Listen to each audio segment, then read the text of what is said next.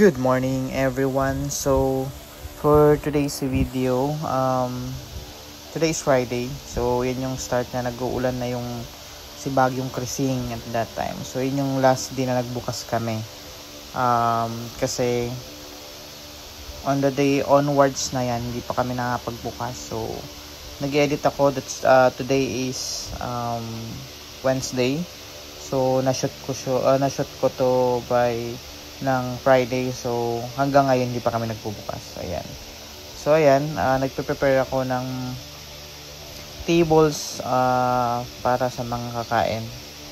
And while nagpe-prepare ako niyan, nakainit na yung sabaw na gagamitin ko or ibibigay ko sa mga magda-dining or magta-take out na nangingi ng sabaw.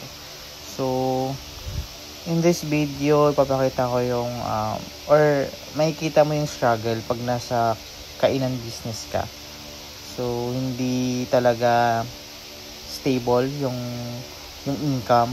At the same time, once hindi maubos yung benta mo, kailangan mo siyang i-dispose. So ito yung mga benta namin, or ito yung mga iilan pa lang sa mga, ito yung naunang maluto. So menudo, laing, pancit canton, yan. So isa yan sa mga naunang mauubos kada umaga. And then the munggo, since it's Friday. So time check, that's 12:35. Ayan, so may nadagdag sa ulam. That's pork shanghai, ginisang sayote, pork giniling, and then ayun yung munggo. So ayun yung mga naiwan at that time. So that's 12:35 na. So time check, that's almost 3 p.m. And then kung ano yung natira kanina ng 12:35, nabawasan na ng konti. And then eto ulit, yun ulit yung natira. Ayun na yung disadvantage. So pag around 3 p.m. na at merong ganyan pa rin karami yung natirang ulam, medyo kabahan ka na kasi nga medyo negative na yan since maulan and then walang mga pasok ng estudyante. So prepare yourself sa ganon. So around 4:20 we decided na iligpit yung mga ulam kasi nga medyo lumalakas na yung ulan. At the same time, wala na talagang namimili or wala nang bumibili. So ayan yung mga ulam na natira. So meron tayong giniling, sayote, laing, munggo, and then basta yung mga ulam na natira. So yun, alam yung disadvantage pag nasa industry ka ng food, kailangan mong i-dispose yan or i-kainin kasi hindi mo magagamit. Hi everyone, so tapos na tayo for day 6 ba yun or day 5? Ano ba ngayon? Hindi ko na nasundan, or day 6, basta yun. Tapos na tayo sa documentation natin for the whole day. So konting videos lang kasi more on nag-share tayo ng reels. Almost every hour ata nag-share ako ng reels.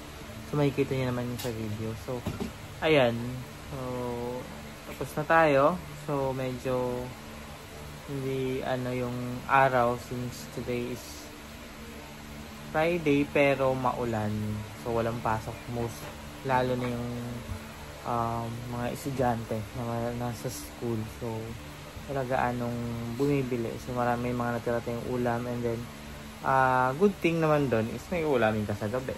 Yun lang. And then hindi na naubos. And then may ulamin sa kinabukasan. Ayun lang naman yun. Since hindi naman natin binabalik yung mga ulam, i-display pag hindi naubos. So lahat naman na niluluto natin is or lahat ng menu natin or binibenta is freshly cooked naman yun. Ginagawa siya ng umaga. Ayun. Ayan na nga, tulala na yung person. Ayan. So naman. Iisip na yan. Okay naman. May time na katulala pero soon, magiging okay din yan. Tiwala lang. Bye!